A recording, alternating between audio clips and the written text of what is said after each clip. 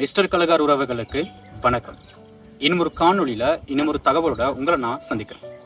அந்த வகையில் இப்போ இலங்கையிலிருந்து இந்தியா வரைக்கும் உலகளாவிய ரீதியில் மிக பிரதானமான ஒரு பேசு பொருளாக இருக்கிறது மலையகத்தினுடைய பண்டாரவளை பூனாகலை பகுதியை சேர்ந்த சகோதரன் இந்திரஜித் தொடர்பாக. குறிப்பாக இதற்கு முன்னதாக இந்தியாவினுடைய ஒரு தனியார் தொலைக்காட்சியாக இருக்கக்கூடிய ஜீ தமிழ் தொலைக்காட்சியில் ஒவ்வொரு வருடமும் சிறப்பாக இடம்பெற்றுக் கொண்டிருக்கின்ற ஒரு போட்டி நிகழ்வாக இருக்கக்கூடிய சரிகமப்பா போட்டி நிகழ்ச்சியில் மலையகத்தை பிரதிநிதித்துவப்படுத்தி இலங்கையை பிரதிநிதித்துவப்படுத்தி இரண்டு சகோதரர்கள், அதாவது கில்மிஷா மற்றும் அசானி, தங்களுடைய திறமைகளை வெளிப்படுத்தி இன்று உலகளாவிய ரீதியில் அவர்களுக்கான ஒரு அங்கீகாரத்தை பிடித்திருக்கின்றார்கள்.